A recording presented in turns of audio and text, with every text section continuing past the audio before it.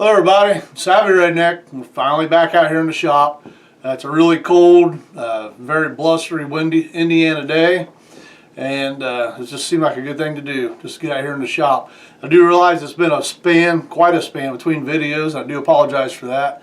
Getting some things caught up, some projects going on, and finally got through the holidays and everything else, so now finally have a little breathing room.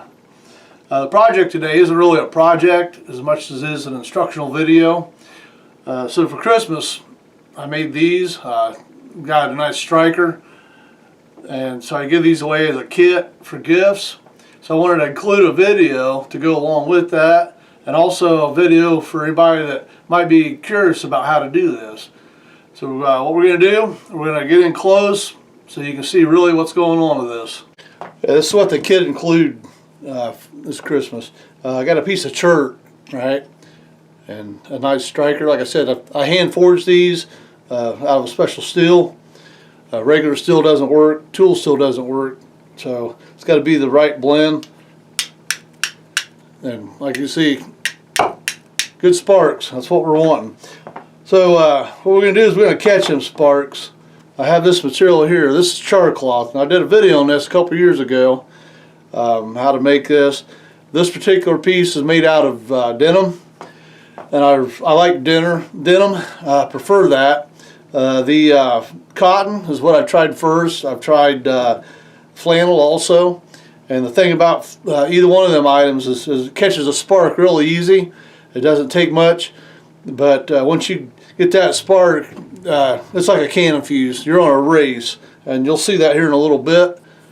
So, like I said, I prefer the denim. It burns a lot slower when you get an ember. It takes a little bit more spark to get that ember to catch, though.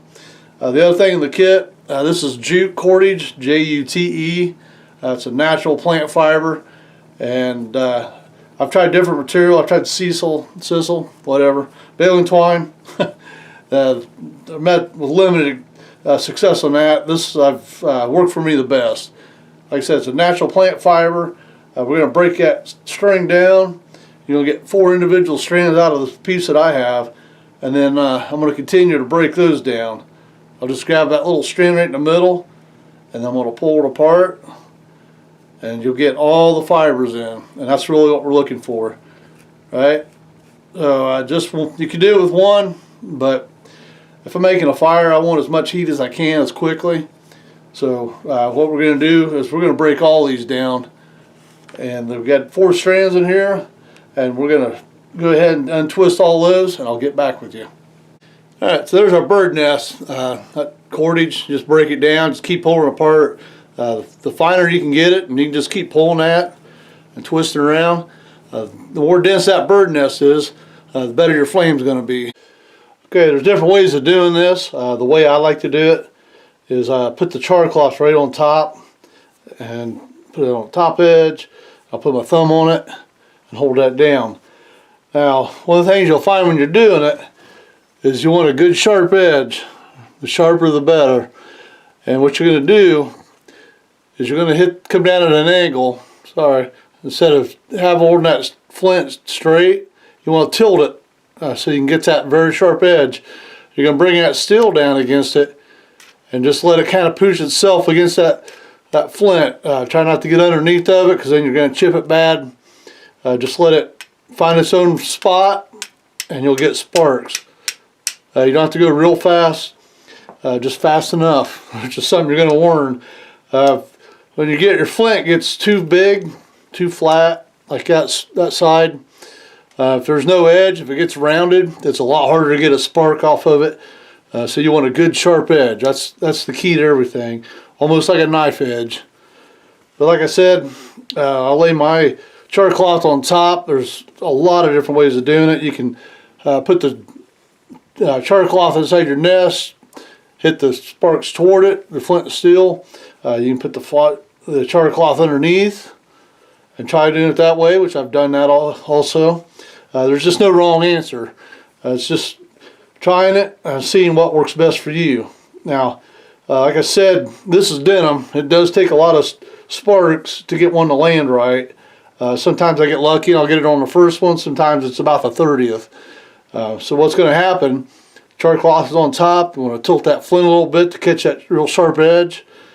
And when I hold my flint, what I like to do is I like to pinch that top between these two fingers and then just put those up underneath. So you can hold it like that if you want, whatever comfortable for you. This is just the way I do it. I just put those inside to keep them away from the flint.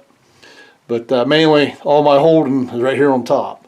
So tilt the flint, grab your striker. I got my char cloth on top. We're going to hit this and try to get a spark to land right.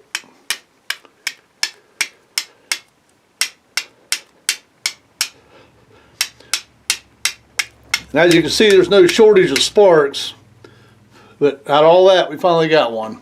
And that's the thing about it. Lots of sparks, you think it'd be a lot easier than that. And sometimes I've had them land behind my thumb, and I've felt it with my thumb before I've actually seen it.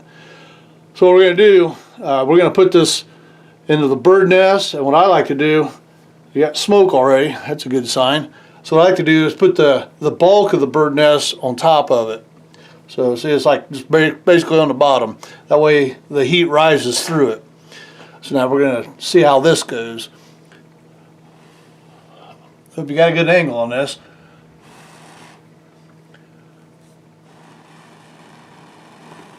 And there we are.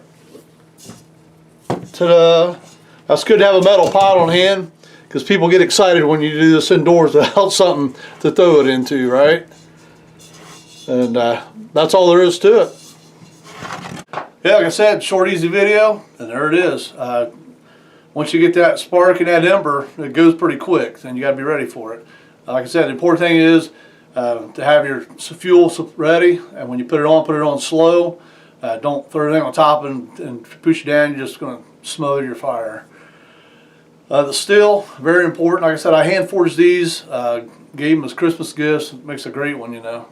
And a good thing about flint steel, you can put these in water, pull them out, wipe that water off of them, and you're going to get a spark. And you get a spark, you get a fire, right? If it works right. But the steel on these is it's a special kind of steel. Like I said, use tool steel. It's too hard. So when you hit it, all you're going to do is just, you're going to be napping your flint. That's all you get, little pieces of rock coming off, no sparks. If you just use regular low carbon steel, that won't work either. It's too soft. So then when you're hitting your flint, all you're going to do is just keep shaving metal shavings off, and it does you no good. This is spring steel, and it's, you know, just the right hardness where it can make a spark. And what that spark is actually is the steel coming off, and it's such a friction that it heats that ember up. It heats that steel to an ember, I should say. That's where you get your spark. So a little bit of information on that. Alright, so coming up, I'm really not sure what projects are next. I'm going to try to be more consistent about getting a video on here. I do have a few, like another small videos, real quick, real easy. But it was like an aha moment for me. So once it warms up, I got a lot more plans this summer to get out, a little more adventurous than what I was last year. Hopefully I have more time to go do things. But that's the game plan. We'll see how it goes, right?